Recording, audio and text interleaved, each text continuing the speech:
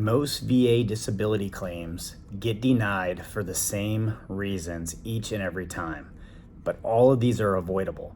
If you are a vet filing for disability benefits, don't let these 4 mistakes ruin your claim. I'm going to break each one of these 4 mistakes down today so that you can avoid them. Number 1, not including strong evidence, to include medical and other lay evidence that might be submitted with your claim.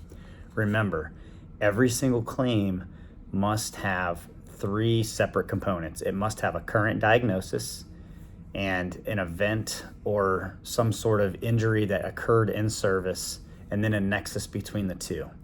You got to have all of those things. Your diagnosis, as I mentioned, must also be current. So if you had a diagnosis in the military, you need to make sure that you have a current diagnosis that the VA claims rater can see in your medical records. So it needs to be able to show that you still continue to struggle with whatever that disability is. Every single piece of, or every claim that you submit, you must show symptoms. Match these up with what the 38 CFR says about the diagnosed condition. You must show those so that the VA rater will know how to rate your condition, at what percentage you would get. You also must be able to show the nexus. This is probably often the hardest because you need to be able to connect it to your military service. So you need to be able to show that this occurred to you while you were in the military, or whatever happened to you in the military, whatever event that occurred can be connected to your military service. If it's not on paper and it's not submitted to the VA, it doesn't exist. They won't know about it. So we can't complain about why it didn't happen. You need to be able to articulate that. My advice to you on this is I always write a personal statement.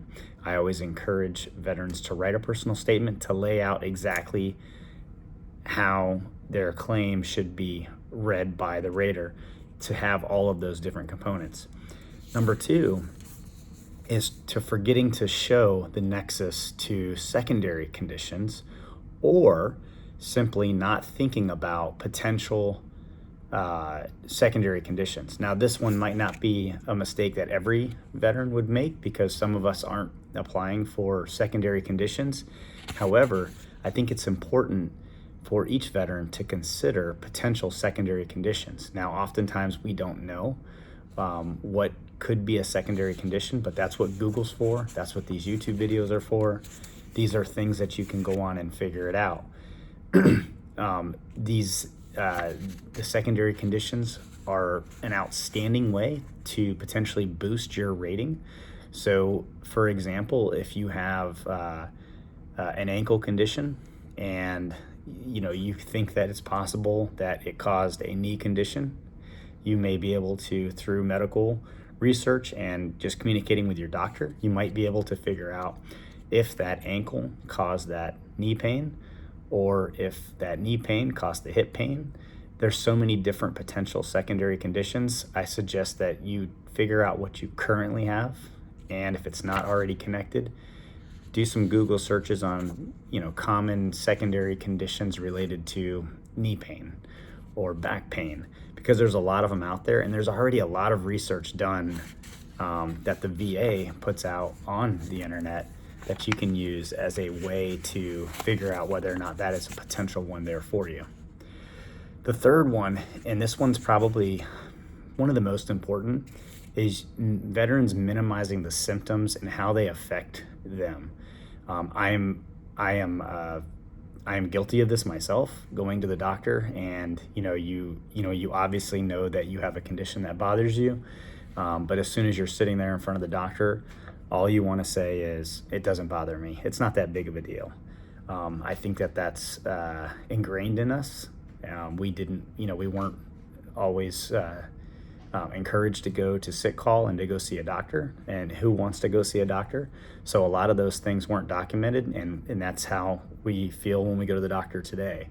I encourage you to get over that, and my advice on how to get over that is to simply start writing down how the pain makes you feel on a daily basis. You can put it in your phone in a notes section, and you can use that to explain to the doctor, hey, I've kept a log, and I want to be able to explain this to you, articulate it very well to you, and here's how I will do that. I have 3 months of a journal, and on this day, this is how I felt. And it might not be painful every single day, but you want to make sure that the doctor and whoever your VA C&P examiner is, that they can see how this condition affects you on your worst day.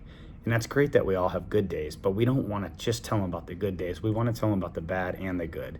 And that way they can figure out how frequently this condition causes us pain or whatever the symptoms are that we're suffering from. These C&P exams, that they're certainly not the time to be humble. Make sure that you're reporting it at the worst, at least the worst and the best, so that they can kind of see how often this thing impacts you. Number 4, and this one's important, and I probably should have made this one the first, but if not filing an intent to file. A lot of veterans that I talk to, they haven't put out an intent to file, but they do intend to file. They just haven't locked in the date. If you don't know what an intent to file is and you don't understand that, there's probably a different video I should put out for you. But in the meantime, Google intent to file, figure out how to create a VA account with the VA, and just put in an intent to file. It's really quick, it's really easy, and essentially what it does is locks in the date that you put in there, and now you have a year to submit your claim.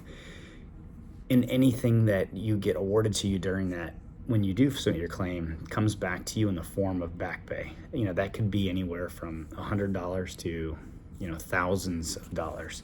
So don't lose out on that back pay. I hope that this video helped you. These are the 4 mistakes that I want you to avoid making when you file for your VA disability.